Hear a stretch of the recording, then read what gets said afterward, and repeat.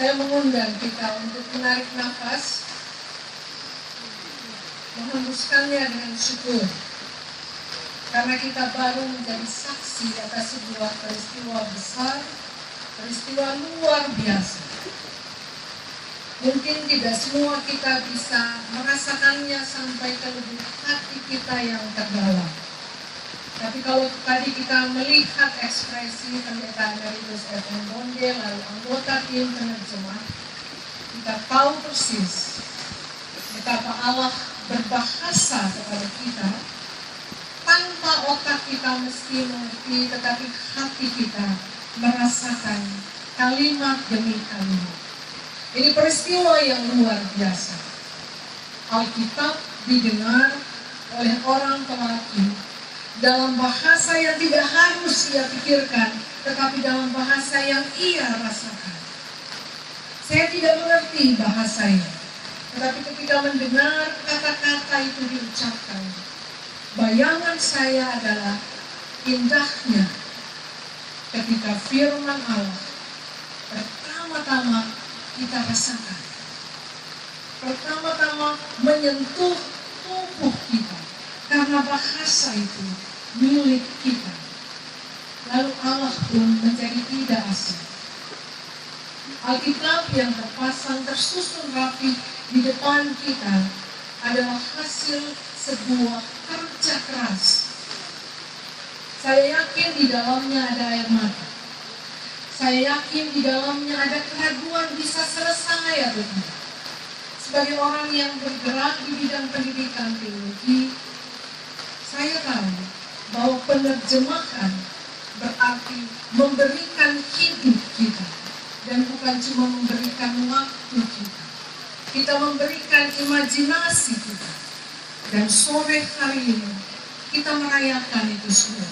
Pada saat yang sama kita merayakan 57 tahun hari ulang tahun gereja kita. Secara khusus perayaan di tempat ini memiliki dua makna. Makna historis. Pelaksanaan acara ini di Mowewe sebagai lokasi yang menjadi cikal bakal terbentuknya GEP Sultra dari sejarah panjang kehidupan dan karya Sanderling yang dimulai hampir 100 tahun lalu di tempat ini, secara simbolis menautkan dua unsur penting dalam sejarah misi di GEP Sultra, yaitu sejarah pekabaran Injil dan identitas kolektif warga GEP Sultra. Yang kedua, makna kultural.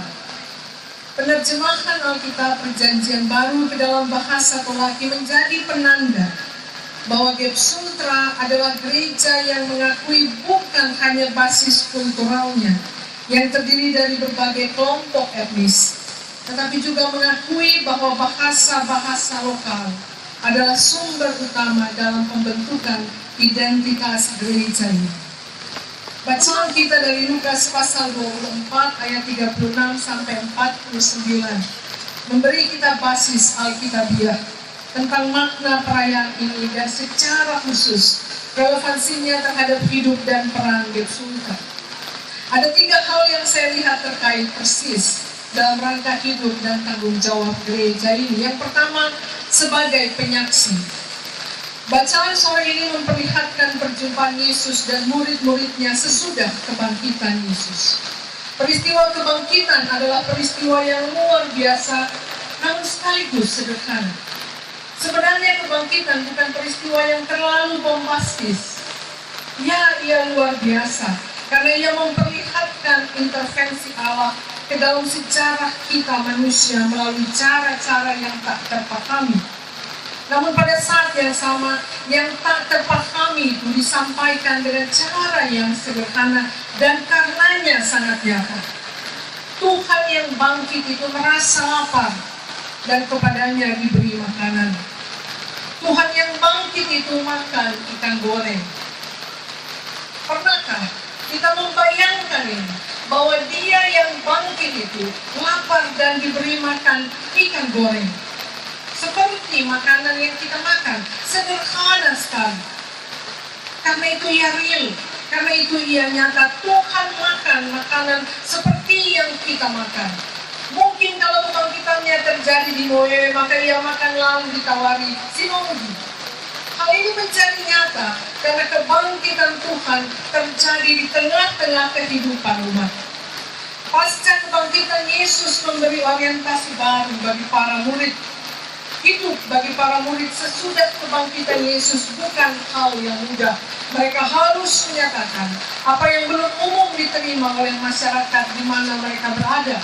Orientasi baru itu dinyatakan melalui perumusan identitas mereka yang baru, yakni kamu adalah saksi dari semuanya.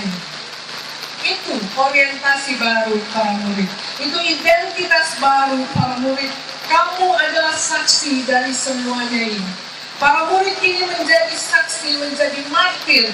Namun seperti yang dikatakan oleh John Sobrino, para murid menjadi saksi berarti menjadi orang-orang yang siap hidup seperti Kristus hidup. Hidup pun menjadi orientasi dan bukan kematian. Martir bukan mati demi Kristus. Martir adalah hidup seperti Kristus hidup. Kematian adalah risiko dari pilihan. Kematian bukan pilihan, tetapi ia risiko jika kita memilih hidup seperti Kristus hidup. Penyaksi-penyaksi seperti itu juga kita kenal dalam sejarah Sultan. Gereja ini adalah salah satu gereja yang merupakan hasil dari pekerjaan panjang misi gereja. Lokasi di Mowewe ini menandai bertemunya sejarah masa silam, sejarah misi gereja, sejarah masa depan kehidupan Sultan. Dan kita sore ini sebenarnya menjadi saksi atas perjumpaan sejarah tersebut. Andrew Walls, seorang ahli sejarah misi, mengatakan bahwa kekristenan, khususnya Protestantisme, adalah iman terjemahan. Alkitab yang kita baca adalah versi terjemahan Septuaginta. Kita tidak membaca langsung pada teks aslinya, tetapi dia terjemahan. Karena itu salah satu dimensi penting dalam sejarah perluasan kekristenan adalah sejarah penerjemahan Alkitab. Apa yang dikerjakan oleh tim penerjemah ini bukan hal remeh-temeh. Mereka menceritakan kepada kita siapa Sultan. Mereka menceritakan kepada kita siapa Sultan di masa kini dan di masa depan. Dan terjemahan ini adalah bagian dari proses perumusan orientasi masa depan Sultan. Kenapa? Karena sebuah kelompok masyarakat, jika bahasanya tidak dicatat, bahasa itu hilang. Jika bahasa itu tidak digunakan, dan kita tahu bahasa Tolaki berbeda dengan bahasa Muna yang kita pakai di tempat-tempat umum, misalnya di pasar. Di pasar kota Kendari hampir tidak pernah kalau kita ke pasar tradisional kita mendengar orang menggunakan bahasa Tolaki. Bahasa ini menjadi tidak dimiliki publik. Kalau dia tidak digunakan sebagai terjemahan, maka 100 tahun kemudian tak ada satupun generasi Tolaki yang bisa menyadari bahwa menjadi Kristen berarti sama dengan menjadi Tolaki.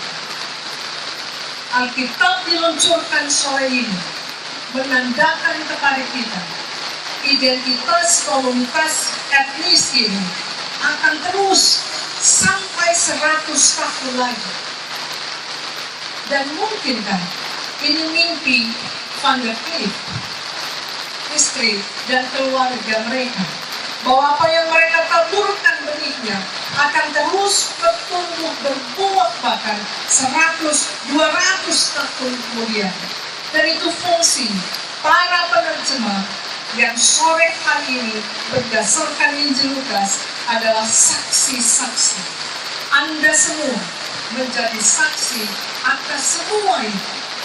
Dan kita bersyukur karena kesaksian itu diberikan kepada kita sebagai anugerah Tuhan. Maka jika